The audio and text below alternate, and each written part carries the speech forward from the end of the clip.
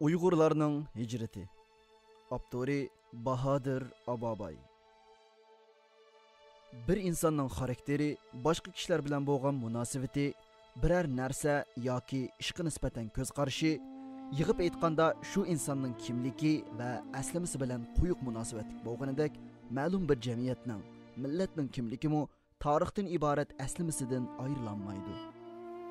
Bir xalqning masalalarga tutgan pozitsiyasidimi xuddi bir kishininkiga o'xshash kechmishidan yakunlagan qonuniyatlari, og'on tajriba saboqlari va bu kechmish bilan bog'langan ma'naviyati nihoyat cho'ng rol o'ynaydi. Shuning uchun bir xalqning taqdiri ular to'g'risidagi qaysi qarorlarning nima natija ko'rsatadiganligidek tajriba xonalarida aniqlig'i bo'lmaydigan hodisalarning natijasini tarixdan tepishga urinamiz. Tarixdan tajriba saboqlarni olish bilan birga ibrat va qonuniyatlarni tepib chiqib, ulardan duch kelgan masalalarimizni hal qilishda foydalanishimiz bo'lsa, o'zimizning emas, balki boshqa xalqlarning tarixini o'rganishimizning eng muhim sabablaridan birisi.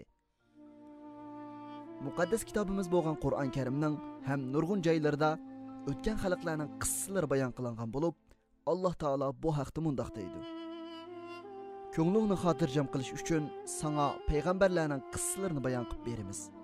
Bu qissalar haqiqatni, mo'minlar uchun vaz-nasihat, ibratlarni o'z ichiga olgan. Qur'onda bayon qilingandek, mayli bu qissalarda bo'lsin, mayli payg'ambar alayhisolamning tarixida va shu asrlardagi bir ummat barpo qilishning asosi bo'lgan davr bo'lguchi xarakterlik voqealarda bo'lsin, albatta biz uchun nurg'un ibratlar bor. Dal mushu voqealardan biri bo'lsa, musulmonlar yilnomasi hijriy kalendarining boshlangan, bu haq dinning dunyoga tarqalishiga turtki bo'ladigan Madina davlatining qurilishida asosiy rol o'ynagan harakat payg'ambar alayhissalom va sahobalarining Makkadan Madinaga hijrat qilishidir. Bu hijratning biz bilan munosabatli yana bir qismi bo'lsa, xilili ko'p sondagi xalqimizning hijrat qilib vatanidan ayrilganligidir. Odatda muhojiratlik Uyg'urlar degan atalg'uni ishlatganimizda, bu atalg'uning Uyg'ur tilidagi boshqa davlatlarda yashashni ifodalaydigan ma'nosi bilan birlikda diniy ma'nosini ko'zda tutamiz. Bo'libmi, ming yillik islom tarixiga ega millatimiz kimligining eng gavdali qismlarining cheklanish natijasida hijrat qilamiz deganni niyat qilib turib vatanidan ayrildi. Xalqimiz qanday hijrat qildi? Bu hijratning natijasi qanday bo'ldi? Xalqimizning kelgusiga qanday ta'sirlarni olib keladi? Uyg'ur xalqining bu hijratini payg'ambar alayhisolamning hijratiga selishtirish orqali bu savollarga ma'lum jihatdan javoblarini topa olishimiz bilan birlikda payg'ambar alayhisolamning ish izlaridan ulgu elib, biz ham qarmoqqa pasib ko'rinadigan bu voqeani xalqimiz va dunyo tarixining eng muhim voqealiklaridan birisiga aylantira olishimiz mumkin. Albatta bular faqat selishtirib qo'yish yoki ma'lum ibratlarni ola olishimiz bilan emas, u ibrat, qonuniyat va tajriba saboqlarni hozirgi ahvolimizga eng to'g'ri usulda tatbiqlash bilan bo'ladi. Bu tatbiqlash bo'lsa, tarixni bilib qolmay, zamonimiz vaziyatini va bu vaziyatdagi holatimizni tushunishga muhtoj. Xo'sh, undaqda eng yaxshi ulgimiz bo'lgan payg'ambarimiz Muhammad sallallohu alayhi va sallamning hijrati bilan Uyg'ur xalqining oxirgi bir qancha yildagi hijratini ma'lum muddatlar bo'yicha bir qancha nuqtalarda selishtirib boqaylik. Birinchi, hijratdan burungi holat. Hijratdan burungi 13 yil jarayonida ancha ko'p kishi musulmon bo'lmadi. Ammo bu kishilar payg'ambar alayhisolamning tarbiyasi orqali diniy hayotni amal va ibodat jihatdan yashab qolmay, bu dinning qandoq bir din ekanligini, o'zlaridan nimalarni talab qildiganligini, hayotga qandoq ta'sirlarni olib keldiganligini bildi. Qisqacha qilib aytganda, xilili yuqori darajada islomiy tushunchaga ega bo'lgan bo'lib, orasidan ba'zilari bu tushuncha bilan birlikda islomiy tafakkurga ega bo'ldi. Ularning bu xil alohidligi mayli hijratdan keyin bo'lsin, mayli payg'ambar alayhisolamning vafotidan keyingi vaqtlarda bo'lsin, boshqalarni yetaklash, tarbiyalash va bu tushunchalarni tarqatishdagi boshqalarga qaraganda bir qancha baldoq yuqori saviyasi va har qaysi sohalarda ko'rsatgan tuhfalarda ro'shan ifodalanadi. Bizning bu tarafimizga qaraganimizda, garchi ko'pinchimiz dindor oilalarda cho'ng bo'lgan va dinning nurg'un ahkomlariga amal qilib, hayotimizda dinni tatbiqlab yashashga, diniy kimliklarimizni qo'g'dashga tirishgan bo'lsak-mu, Xitoyning mustamlikasi ostidagi vatanimizda diniy ma'arif va diniy fikrlar har vaqt to'sqinlikka uchrab turganlikdan to'liq bir islomiy tushuncha va musulmon aqliyatiga ega kishilarimizning nihoyat ozligini, islomiy tafakkur va uningdan kelib chiqqan fikrlar orqali masalalarga o'z vaqtida ham fikri, ham harakat jihatdan inkos qaytarish iqtidorimizning bakli tuvan ekanligini, umumiy xalqning dinga bo'lgan qarshining yuzaki ekanligini ko'ramiz. Bu kamchiligimizning alomatini chet eldagi yangi uchrashgan ba'zi xato diniy ideyalarga, ya'ni diniy oshqunlik, hadis inkorchiligi va boshqa ozg'un firqalarning ideyalari agashgan va yoki o'zi musulmon turib islomni hayotga tatbiqlashni va o'z xalqidan bo'lgan dindor qarindoshlarini mubak yoqtirib ketmaydigan kishilarimizning xeyli ko'p ekanligidan ko'rib olg'ili bo'ladi. Uningdan boshqa umrining ko'p qismini diniy ilmlarni enish bilan o'tkazgan kishilarimizning xalq duch kelgan masalalarga diniy nuqtadan vaqtida inkos qaytara olmasligi yoki inkos qaytargudek olimlarimizning oxirgi 60-70 yildan beri bir qanchasining chiqqanligini olamshumul va mukammal bo'lgan dinimizni texich yaxshi tushunib bulanmaganligimizning alomatidir.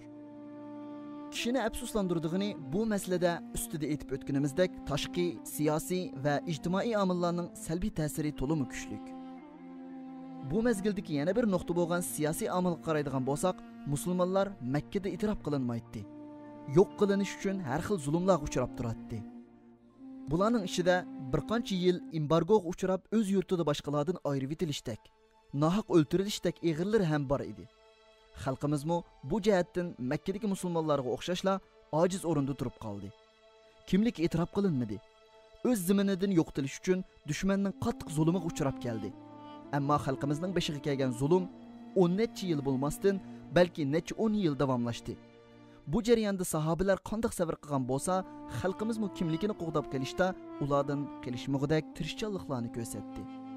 Shuncha tirishchanliklarga qaramay, dushmanning o'zliksiz kuchayishi, xalqimizning har sohadagi taraqqiyotining zo'r darajada cheklanish tufaylidan millatimiz yil sari hosirdi, ojizladi. O'z vatanidagi har turli kuchlarni butunlay yo'qotib qo'yishga qarab mangdi. Ikkinchi, hijrat.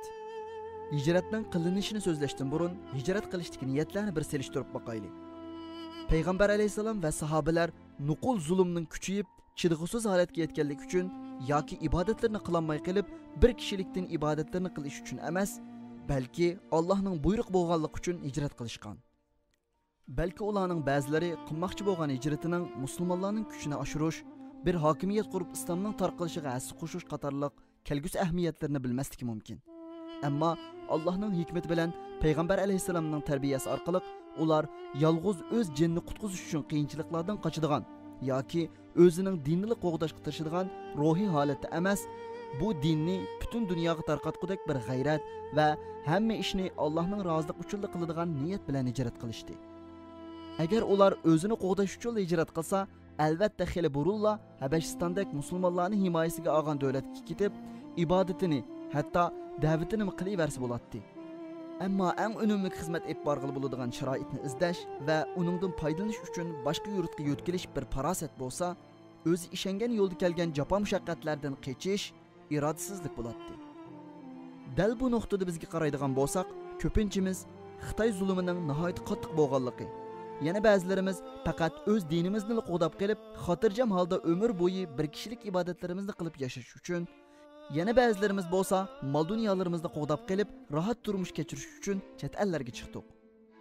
Bularning hech birini o'ylamasdan tijorat qilish yoki tuqqan yo'qlash degandek ishlar bilan bir mazgil chet el turib kelishni niyat qilib chiqib, keyin qaytalmaganlarmi yo'q emas.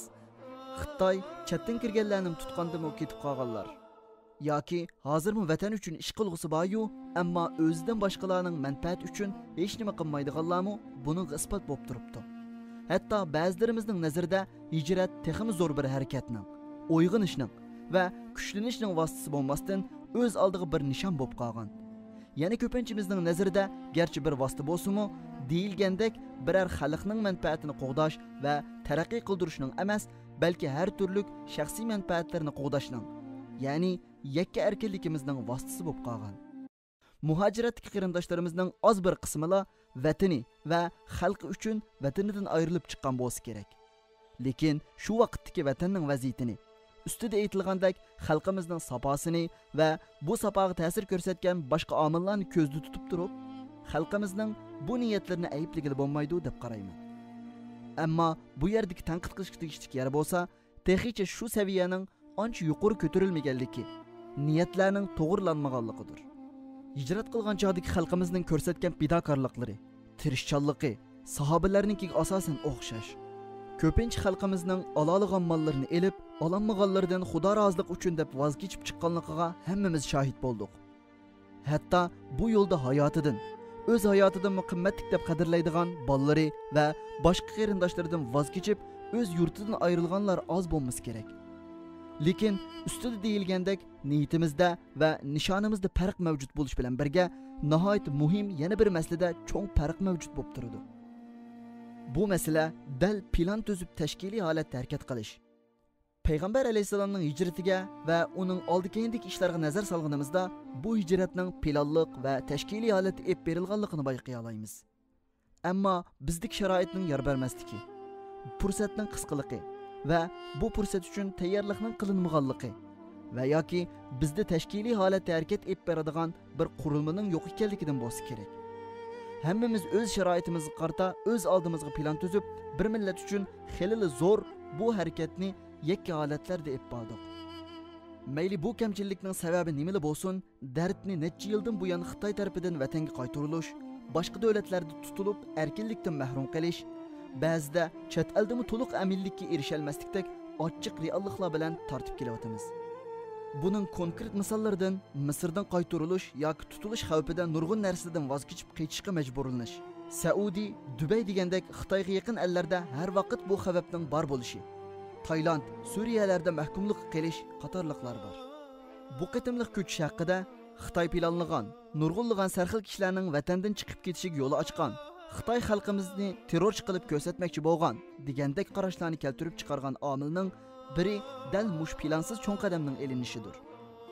Agar bu harakat xalqimiz tarafidan yaxshi bir plan va tashkiliy holatda hech bo'lmaganda bir qadar yuqori saviyada aniq holatda erib berilgan bo'lsa, boya tili qilingan nurg'un masalalar chiqmasligi. Xitoy planlagan bo'lsa-mu, u planga qarama-qarshi natijalarni, ya'ni zolim Xitoyga emas, xalqimizga ko'proq foyda tegishi texmo ehtimolga yaqin bo'ladi. Yili hamma bu xil ehtimol nihoyat kuchli bo'lib, hijratdan keyin vatan davosining chet ellarda eng yuqori pallaga chiqishi, bu hijratning agar biz yetarli tirishchanlikni ko'rsatsak, bizning foydamizga bo'ldiganligiga ishorat qilib turibdi. Alloh taolo Qur'on Karimda mundaq deydi: Ular haqiqatan payg'ambarlarga va mu'minlarga mikr ishlatdi. Ularning mikri tog'ni o'rvatgidek cho'ng bo'lsa-mu, Alloh ularning mikrini barbod qiladi. Amaliyotda bizning haq yo'ldagi g'alabalarga erishishimiz dushmanning hiyla mikr ishiltishi bilan emas, balki bizning tirishchanligimiz bilan bakroq munosabatlikdir. 3. Hijratdan keyingi ish harakatlar.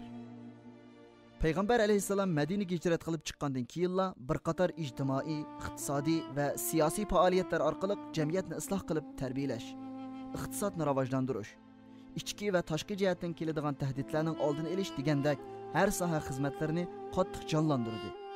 Bu xizmatlarning konkret misollaridan shu zamondagi ibodat, ma'arif va boshqa siyosiy faoliyatlarning markazi bo'lgan masjidning ta'sis qilinishi, ansoriy va muhojirlarning o'zaro qarindosh qilinishi, Madina bozorining Yahudiylar bozoridan ayrilib qurilishi, kelishimlarning tuzilib Madina vasiqasining e'lon qilinishi qatorliqlar bor. Bu xizmatlarning elib berilishi bilan jamiyat tartibga selindi. Madinaning ichki vaziyati nisbatan muqimlashdi. Umumiy xalqning saposi eshishga, birlik va ittifoqlik ichida musulmonlar kuchlanishga boshladi. Bu taraqqiyot hijratdan keyingi 10 yil va uningdan keyingi necha asrda davomlashdi. Lekin hijratdan keyingi zikr qilingan faoliyatlar bilan bizning holatimizdagi ko'zga eng chilqadigan nuqtalarning biri xalq tarbiyalanadigan ma'lum bir ideologiyaning, ya'ni bizga nisbatan milliy mafkurining bo'lmaganligi tufaylidan bu xil umumiy xalq tarbiyasining elib berilmaganligi bo'lsa, yana biri hamma xalqning qo'llashiga erishib, ularni yetaklab mangadigan bir sistemaning, texnik xoslashtirganda bir siyosiy sistemaning hosil qilinmaganligidir. Garchi bu sistema texnik hosil qilinmagan bo'lsa-mu, muajiratdagi xalqimizning bu sistemani hosil qilishga qarab manganligining alomati yaqinqi yillardan buyon ko'p ko'rilmoqda. Buning ko'zga ko'rinarliklaridan umumiy xalqning bu xil sistemaga intilishi, Sharq Turkiston tashkilotlarining bag'on sir hamkorlikni kuchaytirib, umumiy xarakterlik cho'ng yig'inlarni echishi va bu yig'inlar orqali o'rtaq qarorlarni olishga kuchishi, Xitoy virusi krizi mezgilida vatandagi xalqimizni buningdan mustasno deb qarasak, butun dunyodagi xalqimiz o'z ichiga oladigan bir kriz markazining, ya'ni bir iqtisodiy yordam sistemasining qurib chiqilishi qatorliqlar bor. Ammo milliy mafkura masalasiga kelsak, milliy mafkuraning yezilishining kerakligini tushunib yetgan kishilarimizning ichidan bu ig'ir yukni ko'tarishga jur'at qiladigan bir salohiyatli inson tex chiqib bu ishni boshlamadi. Balki bu büyük salohiyatli bir kishining emas, salohiyatli bir hay'atning ustiga yuklangan chaqda ham umumiy xalqimiz tarafidan mayli hozir, mayli kelgusida bo'lsin, qabul qilinarliq. Ham dunyoda putirab turib taraqqiy qila olgudek darajada kuchli bir ideologiya yezilib chiqilishi va hozircha muhojiratdagi, keyincha vatan ichidagi xalqimizning shu asosda tarbiyalanishi texmi yaxshi bo'lishi mumkin. Bu kamchilik to'liqlanishga eng taqozo bo'lgan kamchilik. Chunki bir davlat bir ideologiya ustiga qurilgan bo'lib, bu ideologiyani umumiy xalqning qabul qilishi, dunyo xalqining e'tirof qilishi davlat qurish yo'lidagi harakatning tez va tartibli elib berilishiga, xalqimizning bu yo'ldagi uyushchanligiga va ong saviyasining yuqori ko'tarilishiga eng kuchli ta'sir ko'rsatdi. Yuqorida xalqimizning oxirgi bir qancha yildagi hijratini payg'ambar alayhissalom va Makkadagi musulmonlarning Madinaga hijrat qilishiga selishtirib chiqdik va bu selishtirishdan chiqqan farqlarga qarab bir qancha nuqtadagi kamchiliklarimizni aytib o'tdik. Biz yuqoridagi ikki bosqichdan, ya'ni hijratdan burungi vaqt va hijrat qilinayotgan vaqtdan o'tib ketgan bo'lsakmi, ammo ularning ichidagi ba'zi nuqtalarda kamchilikimiz texicha davom qilayotgan bo'lib, bu kamchiliklar hozirgi vaziyatimizdan to'liqlanishga muhtoj. Bütün bu kamchiliklarni to'liqlashning yo'llari qaysi usullarning qaysi masalani hal qilishda eng yaxshi unum berdiganligi va buning qaysi ravishda elib berilishi tilga ilingan sohalarga qarab, shu soha mutaxassislarining ilmiy va xalqimizning g'ayrati bilan oldimizdagi yillarda jiddiy hal qilinishga tegishli ishlardandir.